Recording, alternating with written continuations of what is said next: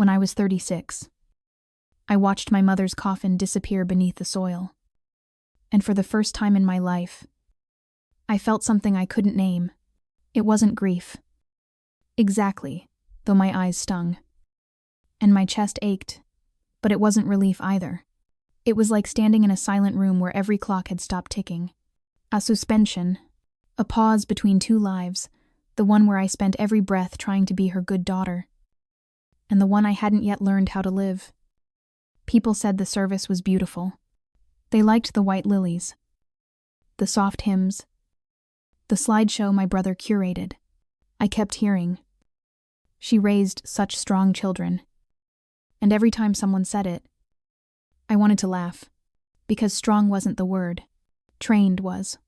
We were trained to smile, to endure, to never, ever contradict her. And now, even in death, she was still controlling the script.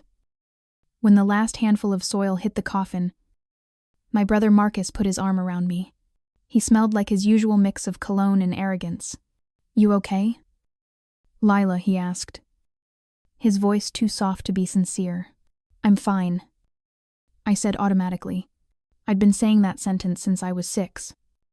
We stood side by side while the guests dispersed. The sound of gravel crunching under expensive shoes fading into the chill wind. That's when Marcus leaned closer. Lowering his voice, "Mom left the will with her lawyer. Readings tomorrow morning. You'll want to be there." That tone, casual, rehearsed, told me everything. He already knew what was in it. And suddenly, the silence inside me cracked. For months, I'd been the one taking care of her, feeding her soup when she could no longer hold a spoon, changing the sheets she stained, reading her psalms until her breathing turned ragged. Marcus visited once. Twice. He said hospitals made him anxious, but in her final weeks, she'd still whispered his name more than mine. "Marcus will know what to do," she said once, eyes half open. "He always takes care of things." Yes, he took care of things, especially the inheritance. That night, I couldn't sleep. The house felt like it was listening every creak in the floorboards. Every whisper of the wind against the window pane sounded like her voice. I sat in her old rocking chair, staring at the framed photo on the mantel. Mom, Marcus, and me. From a Christmas 15 years ago. I'd been smiling too widely, trying too hard. Even back then, I remember the way Marcus's arm was slung around her shoulders while mine hung awkwardly at my side. She always said I was too sensitive, that I let my emotions get in the way of reason. But it wasn't sensitivity, it was awareness. I noticed things Marcus didn't, like how her jewelry box had fewer necklaces every year, or how she used to lend him money that never came back. I noticed, and I remembered. The next morning, I drove to the lawyer's office, a beige building with a plaque that read Carson and Wills, the irony of which nearly made me laugh out loud. Inside, Marcus was already waiting, legs crossed, tea loose, scrolling on his phone like it was a board meeting. He gave me a thin smile when I entered. "Hey, sis," he said. "Don't call me that," I replied quietly. He blinked, pretending to be wounded, still angry. "Who? Come on. It's Mom's will. Not a war." But it was. It had always been. The lawyer, a balding man named Mr. Every. Carson adjusted his glasses and unfolded a few pages. "Mrs. Elaine Porter's last will and testament," he began, his tone rehearsed, devoid of sentiment. My stomach twisted as he read. "To my son, Marcus Porter, I leave the family home and all its contents, including valuables, heirlooms, and the remaining trust fund held under my name. To my daughter, Lila Porter, I leave the contents of the safe deposit box at Eastline Bank." That was it. No letter. No explanation. No apology. Marcus tried to hide his smile, but it was there. faintly curling at the edges. He sat still, blood rushing in my ears. The safe deposit box. That's what I was worth. One locked container in a bank. He got the house. The jewelry. The savings. I got a metal box that might contain a birth certificate, or maybe if I was lucky, a few photos. When the meeting ended, Marcus patted my shoulder like a benevolent victor. Guess Mom trusted me to handle the real stuff, he said, pocketing the keys to the house. But hey, whatever's in that box, sentimental. I'm sure. I wanted to say something that would slice through his smugness, but I didn't. Not yet, because for the first time in my life, I realized that silence could be strategic. That afternoon, I drove to Eastline Bank. My hands were trembling as I handed the clerk my ID and the key. The box was heavier than I expected. I carried it to one of those small private booths and opened it slowly. Inside were 3 things: a thin, leather-bound notebook, yellowed at the edges, a small velvet pouch tied with a ribbon, and a sealed envelope with my name written in my mother's looping handwriting. I didn't open the envelope right away. Instead, I touched the notebook. On the first page, written in fading ink, were these words: "If you're reading this, I'm already gone, and I need you to see the truth, not the version Marcus knows.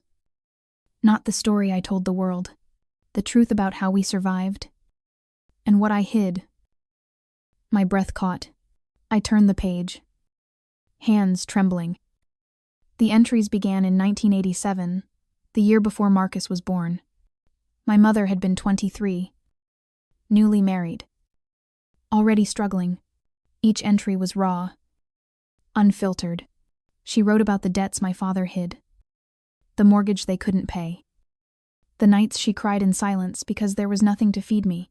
Then, around page 20, her tone shifted. She mentioned a plan, a deal, something she did for Marcus. And then one line stopped me cold. I forged the documents. I had to. No one would ever find out as long as the will stays untouched. My pulse hammered in my throat. I flipped further ahead. More notes. Cryptic references to property transfer, insurance, and original deed. My mother had done something illegal. Something big. And Marcus was part of it. I tore open the envelope. Inside was a single page typed, not handwritten. "Lila, I know you'll hate me for this, but everything I did was to protect you. If you read my journals, you'll understand why your brother can never know. Keep the notebook safe, and whatever you do, don't tell him what's inside." There was no signature. No goodbye. Just a warning. But I'd already broken it. That night, I sat at my kitchen table with the notebook open, the pages spreading like a wound. My mother hadn't just forged documents, she had transferred property deeds from our father's family into Marcus's name when he was still a child. She'd rewritten ownership records, concealed the fraud under shell signatures. The family home that Marcus now inherited, it was mine by birthright. My grandfather's will had named me the rightful heir, but she had stolen that from me. Long before I could read the papers myself, I closed the notebook slowly, the truth burning through me like acid. She'd lied, my whole life. She'd said she'd treated us equally, that Marcus just needed more guidance. But she wasn't guiding him, she was grooming him to inherit everything. I should have cried. I should have screamed. Instead, I started to plan. Marcus thought the house was his. The will said so. But wills can be contested. Fraud can be proven. Secrets, once unearthed, can bury the wrong people. And I had the evidence. Not just to reclaim what was mine, but to make them face what they built on stolen ground. For the first time in years, I felt alive not as the obedient daughter or the quiet sister, but as someone finally stepping out of the frame. Revenge doesn't always begin with hatred. Sometimes, it begins with discovery. And mine had just begun. The next morning, sunlight cut across my kitchen table.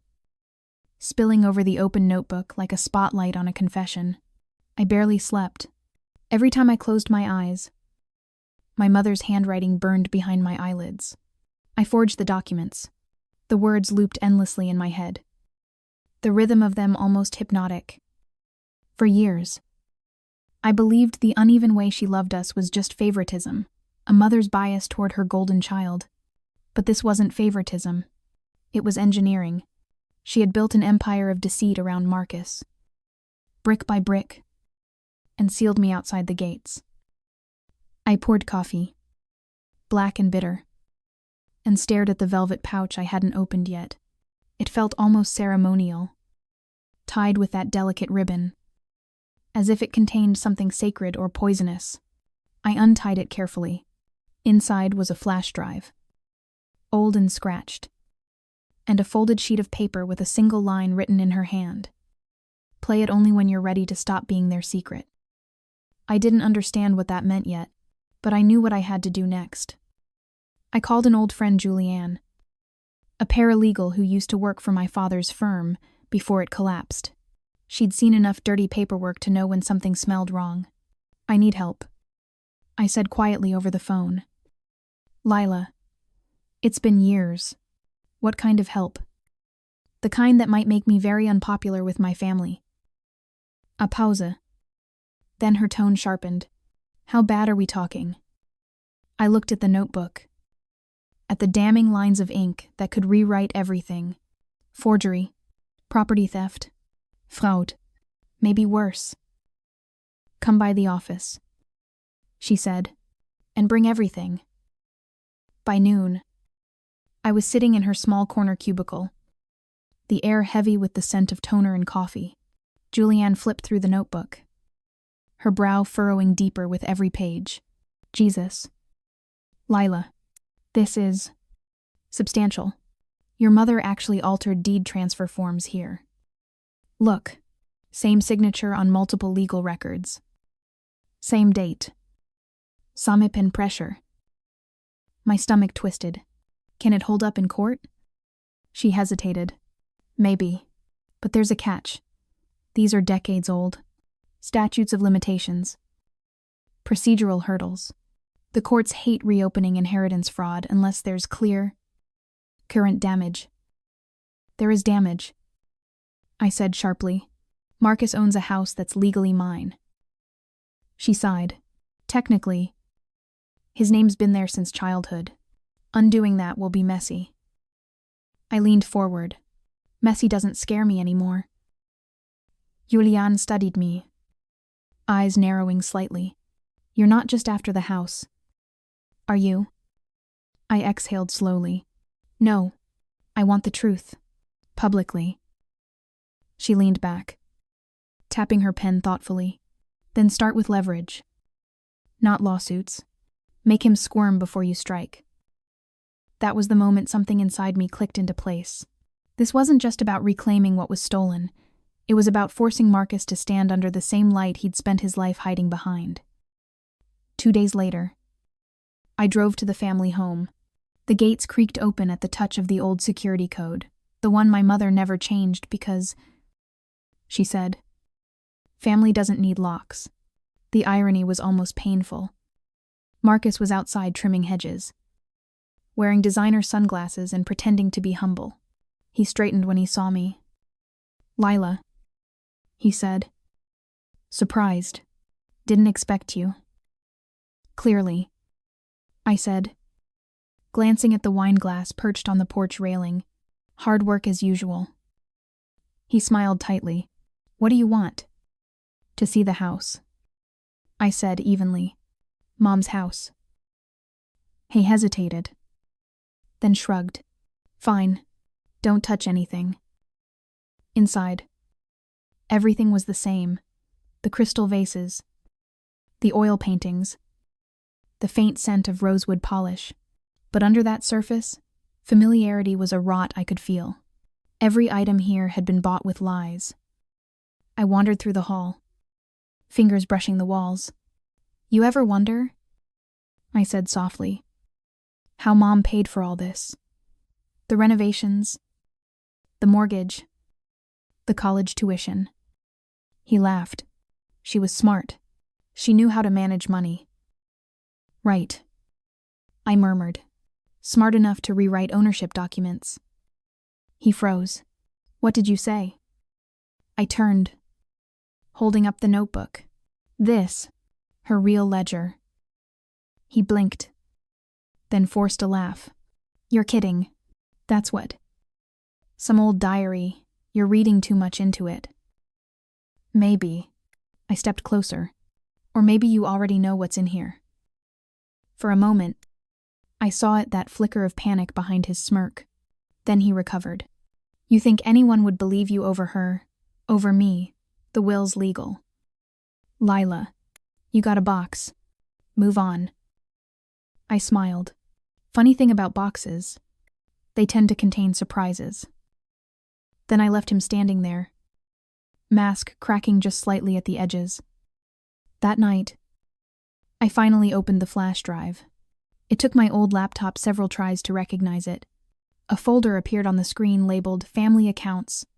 Inside were scanned documents, financial ledgers, tax filings, and most damningly video files.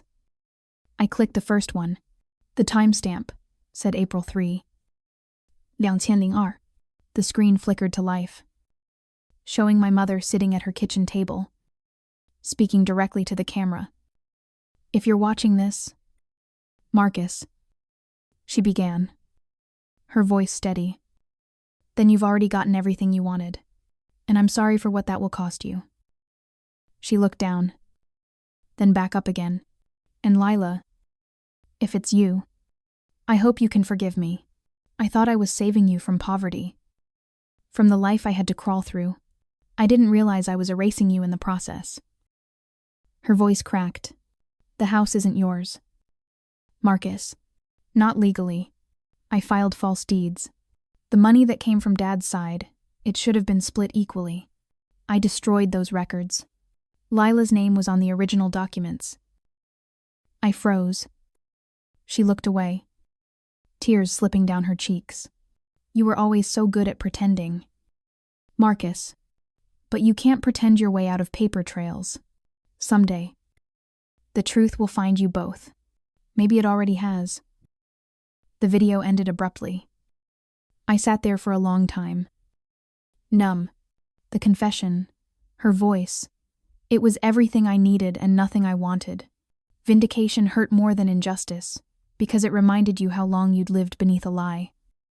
I backed up the files, printed copies, hid the notebook and flash drive inside a sealed envelope marked for release. Not to the court, not yet. To the press. Marcus's downfall wouldn't happen in some quiet courtroom. It would happen exactly the way he lived publicly. Elegantly. And irrevocably. The next day, Ima Julian again. When she saw the printed confession, she whistled softly. Well, you're holding dynamite. Can you verify the recordings? Absolutely. Metadata checks out original timestamp. No edits. She filmed it herself. Good. I said. Then help me draft a letter. To Marcus. She raised an eyebrow. A threat. A courtesy.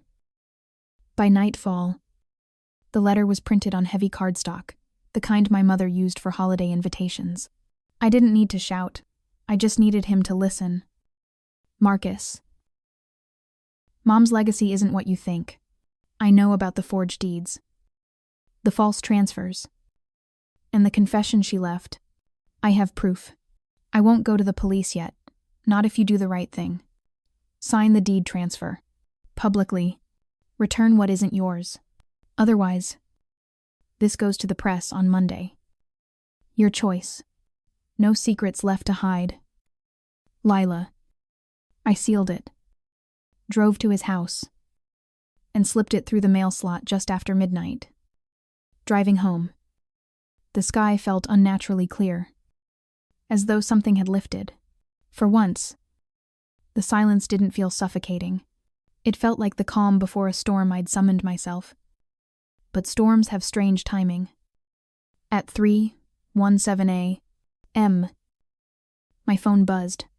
A message from Marcus. You don't know what you've started. Stop before you regret it. I stared at the screen. Pulse hammering. Then I typed one word back. Too late. And for the first time in my life, I meant it. By the time dawn stretched across the horizon, I already knew there would be no turning back. I'd crossed that invisible line between silence and exposure. And once you cross it, once you decide to stop protecting people who built their lives on your suffering, you can't go home again. I didn't want sleep. I wanted control. The kind that doesn't come from rage, but from precision. So I brewed another pot of coffee and laid everything out on the kitchen table. The notebook. The confession transcript. The printed deeds.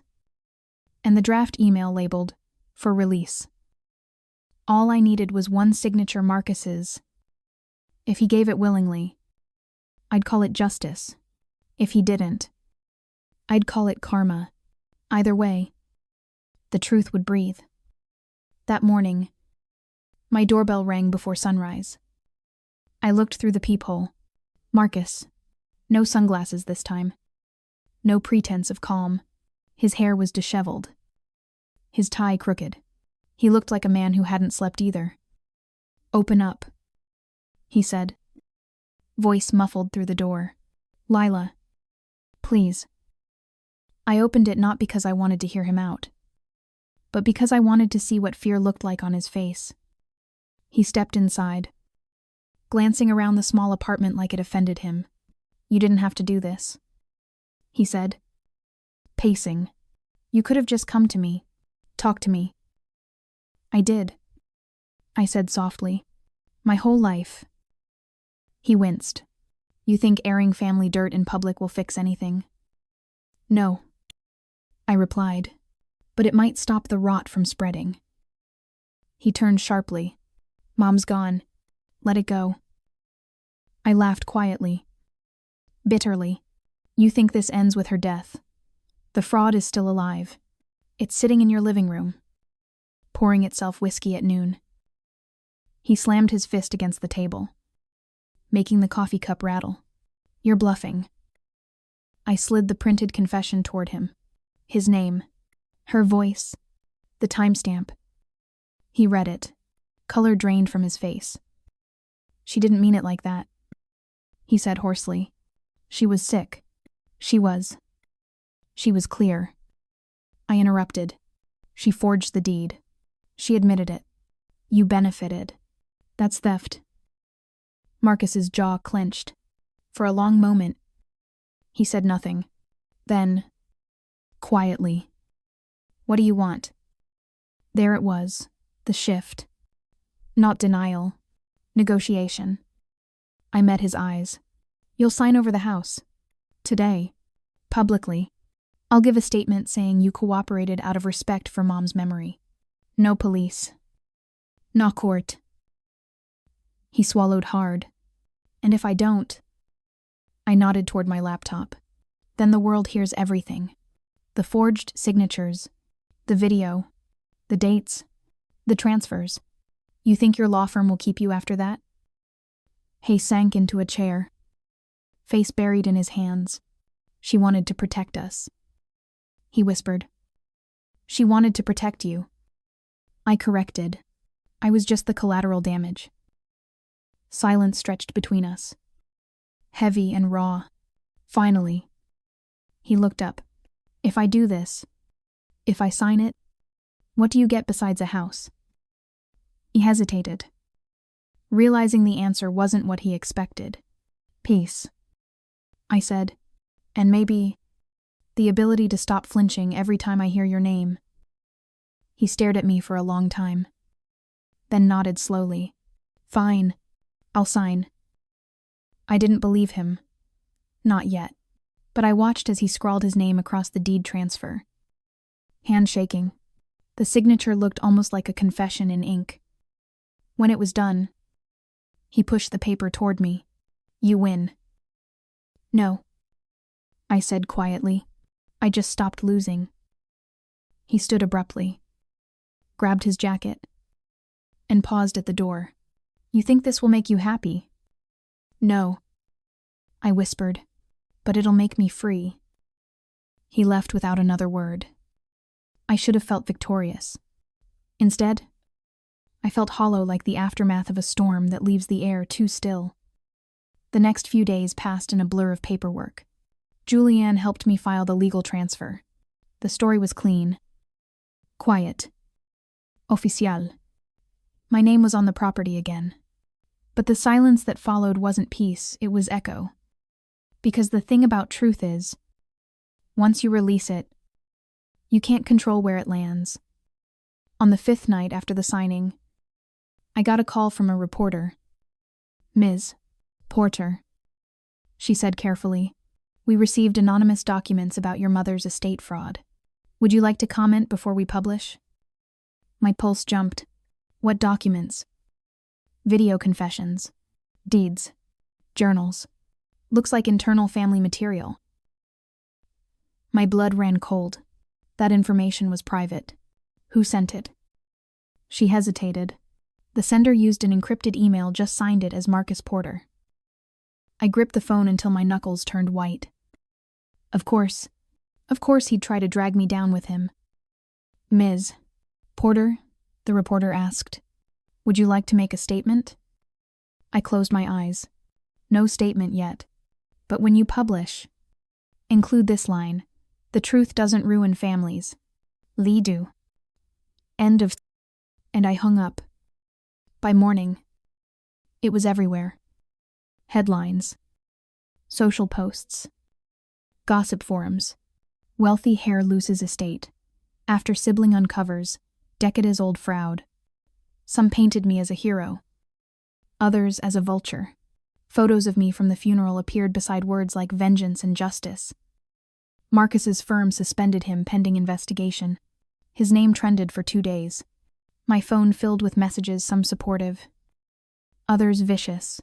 Strangers called me brave. Relatives called me cruel. But what they didn't see was the silence that followed the way the house echoed when I finally walked through its doors again. It was just me. Dust. And ghosts. I wandered through each room slowly. Every photograph. Every piece of furniture. Every carefully chosen curtain. My mother's taste was everywhere. The home she stole to protect her golden son was now mine. And it felt less like victory and more like exile. I sat on her old couch, running my hand along the seam of a cushion, remembering all the times I sat there as a child, waiting for her to look up, to see me. She never did. Now, she couldn't. That night, I dreamed of her. She was sitting at the kitchen table again, same as in the video, but younger. Her voice was soft this time. Do you feel better now? She asked. I wanted to scream at her, to demand an answer, but I couldn't move. My throat felt sealed shut. Then she whispered, the truth always costs something. Lila, sometimes it costs everything. I woke up crying. The next morning, I went to the backyard, the one where Marcus and I used to play as children. The garden was overgrown, wild with weeds and thorns. I stood there, barefoot in the dew, and whispered into the air. I didn't destroy this family. You did. And somehow, that made it easier to breathe. Later that day, Julianne called. The deed's processed. She said, it's official. It's yours. Thank you, I said softly. You know, she added, you could sell it. Start over somewhere new. I smiled faintly. No, I'll keep it for now. Sometimes you have to live among the ashes before you can build again. That evening, I opened the windows and let the wind sweep through the house. I found the old rocking chair in the corner, the same one my mother used to sit in when she read to me, and I moved it to the porch. Then, with quiet hands, I lit a candle. Not for mourning, for release. The flame flickered gently, casting gold across the dark walls, and for the first time, I didn't feel like the forgotten daughter or the obedient one. I felt like someone who had finally named her ghosts and set them free. As the candle burned low, I whispered, "I forgive you, but I'm not sorry." I moved through the following week in slow motion, like someone watching her own life from outside a glass wall. The house, my house, now felt both foreign and familiar, echoing with memories I didn't want but couldn't erase. Every sound was amplified: the creak of the stairs, the hum of the refrigerator, even the soft clink of wind against the old windows. It was strange how ownership didn't make me feel powerful. It made me feel haunted. Neighbors started coming by. Some brought flowers. Others brought questions. They wanted to see the woman who'd exposed her own family, the one the tabloids called the daughter who dethroned her bloodline. I smiled politely, accepted their condolences, and shut the door as soon as they turned away. I didn't want their pity. I wanted quiet. I wanted to remember who I was before all of this began. One afternoon, as I sorted through boxes in the attic, I found an old cassette tape labeled in my mother's handwriting, July 12, emergency copy. It wasn't like the other things she left. The ink looked rushed, the handwriting uneven. For a moment I just stared at it, torn between curiosity and dread. Then I carried it downstairs, blew dust off my father's antique tape player, and pressed play. Static filled the air first, then her voice for Guile, almost afraid. "If anything happens to me, this is for the record. Marcus is pushing too far. He says no one will ever find out. But I know what we did. Can't stay buried forever. I only wanted to protect them. But maybe I've been protecting the wrong one all along." Her voice broke. And then nothing. The tape clicked off. Just like that. I sat in the silence for a long time. Heart pounding. The wrong one. She meant Marcus. I realized she must have made that recording near the end when she was starting to see through the illusion she'd built around him. Maybe she knew he'd turn on me. Maybe she even meant this tape as my final piece of protection. The next day, I took it straight to Julianne. She listened quietly, her face unreadable. When the tape ended, she exhaled slowly. "This changes everything," she said. "You have proof not just of fraud but of coercion, that Marcus was part of it." I frowned. "You mean she wasn't acting alone?" "Not entirely. Listen to the wording. We did. Plural. If the investigation opens again, this tape makes him complicit. That means he could face charges for benefiting from her forgery." He blinked, stunned. So he wasn't just a bystander.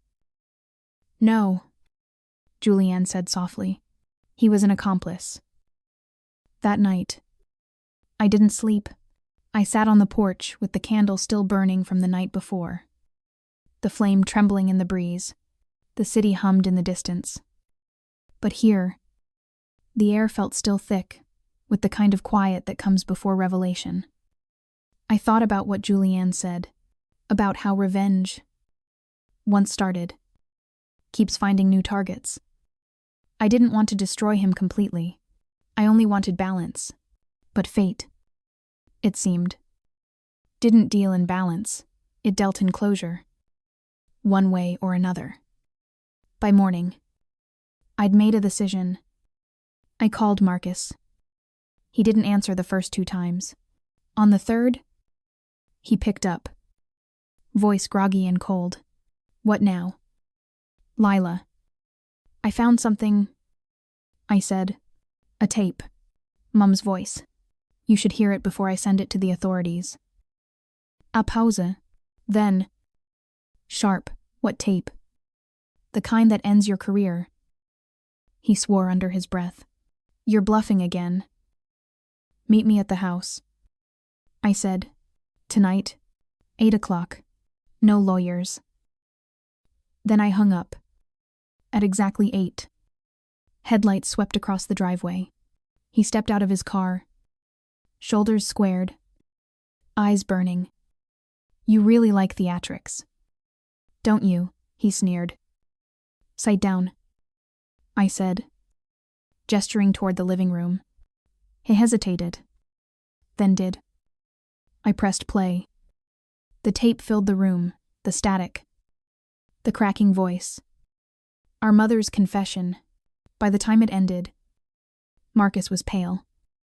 He leaned forward, elbows on knees, eyes dark. You don't know what you've done. Oh, I do, I said quietly. I've given you a chance to come clean before someone else forces you to. He stared at me for a long time. Then something inside him cracked. His shoulders sagged. I didn't ask her to do it. He whispered. She wanted me to have a future. After Dad left, she said I was her only chance to make something of this family. And I was what I said. The mistake she covered up. He looked at me then. Really looked at me for the first time in years. You were the reminder. Of everything she lost, she couldn't face you without remembering how far she fell. The words hit harder than I expected. For a second, I almost felt sorry for him. Almost. But then I remembered sleeping in my car when they ignored me. The years of silence. The humiliation at the will reading. I remembered how it felt to be erased. You're going to give me one last thing, I said. A video statement. Admitting what you did. Admitting what she did. He flinched. You can't be serious. I am. I placed my phone on the table. Camera facing him. Do it. Or the tape goes public tonight. For a moment, he just stared at me like he couldn't tell whether I was bluffing. Then, slowly, he began to speak. His voice shook. He confessed everything: the forgery, the trust transfer, the silent years.